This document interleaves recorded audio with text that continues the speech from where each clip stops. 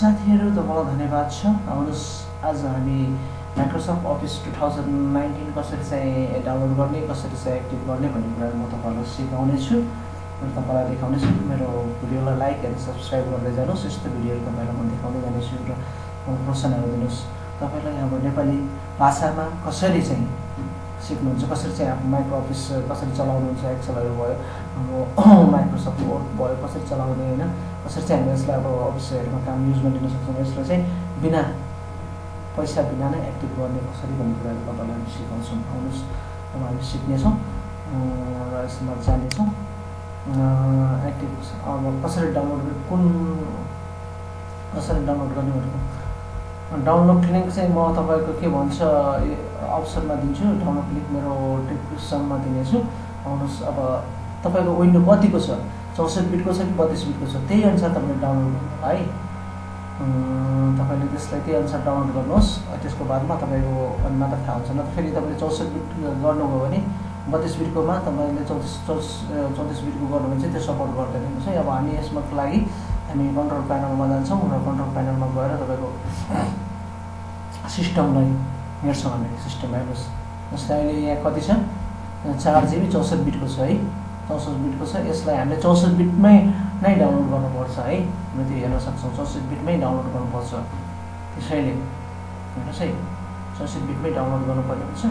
अब हामीले चाहिँ डाउनलोड गर्नलाई चाहिँ एउटा वेबसाइट चाहिँ एकदम ओरिजिनल गेट इन्टु पीसी एउटा चाहिँ एकदम ओरिजिनल वेबसाइट थियो। त्यसमा चाहिँ एकदम भाइरस आउँदैन, त्यसमा चाहिँ जस भनौँ न नचाहिने कुराहरू आउँदैन। त्यसबाट चाहिँ हामी डाउनलोड गर्न सक्छौं है। गुगल क्रोम खोल्ने, त्यसमा गएर हामी डाउनलोड गर्न सक्छौं। मैले चाहिँ इन्टरनेट म्यानेजरबाट डाउनलोड गर्ने गरेको छु। यो चाहिँ एकदम चाँडो हुन्छ हेर्नुस् है। ल भइसक्यो पनि। अब यसलाई हामी रन गर्दैछौँ हैन। प्रपर्टीहरु छ हामीलाई हेर्नुस्। अब यसमा गएर हामी कसरी चाहिँ डाउनलोड गर्नुपर्छ तपाईले हेर्न सक्नुहुन्छ भिडियोमा। राम्रोसँग हेर्नुस्, अप्लाई गर्नुस्।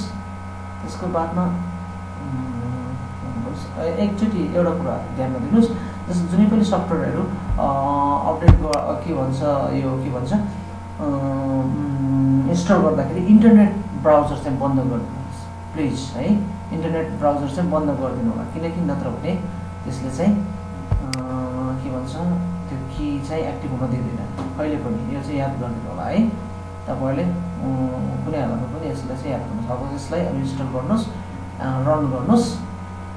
रन गरेर तपाईले यसमा आफ्नो चोइस गर्न सक्नुहुन्छ। आफुलाई कुन चाहिन्छ हैन, कुन चाहिदैन त्यो चाहिँ तपाईले चोइस गर्न सक्नुहुन्छ।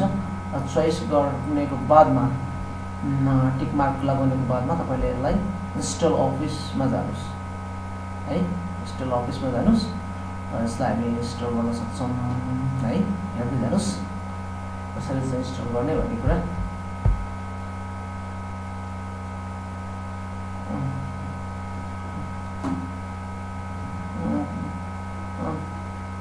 ल्याङ्ग्वेजको यो चाहिँ ल्याङ्ग्वेजको लाइन हो है। तपाईले ल्याङ्ग्वेजको लाइन हेर्न सक्नुहुन्छ।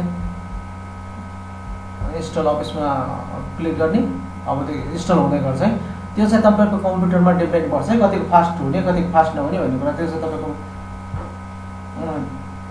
हेर्नुस् है, 5 मिनेटमा पनि हुन सक्छ, 10 मिनेटमा पनि हुन सक्छ। के भन्छ अब ल हेर्नुस् तपाईको चाहिँ अब you are all set of office is install now. Close गर्नुस् है। कम्प्लिट भएपछि क्लोज गर्नुस् है। यस्तो पपअप आउँछ, त्यसलाई क्लोज गरिदिनु। अब हामी चाहिँ हेर्नुस् है कसरी गर्ने भन्ने कुरा। यसको माथि युटिलिटिज भन्ने छ है, तपाईको त्यसमा चाहिँ क्लिक गर्नुस् अप्सन है। युटिलिटिज भन्ने छ। पहिला तपाईको अफिस यसलाई चाहिँ दुईचोटी क्लिक गरेर यसलाई अफ गरिदिनुस् है। Apply गरिदिनुस्, apply गरिदिनुस्। त्यसको बादमा यसलाई के भन्छ एक्टिभ गरिदिनुस् है।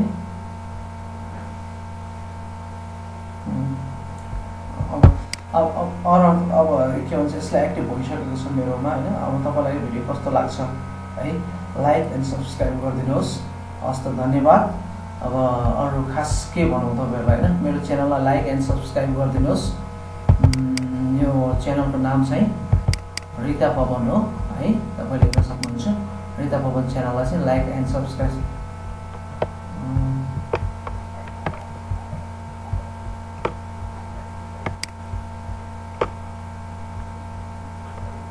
यसलाई सेभ गरिदिनुहोस् धन्यवाद होइन यसलाई गरिदिनुहोस् रिता पवन च्यानललाई चाहिँ लाइक एन्ड सब्सक्राइब गर्नुहोस् है धन्यवाद हस्त नमस्कार जय नेपाल।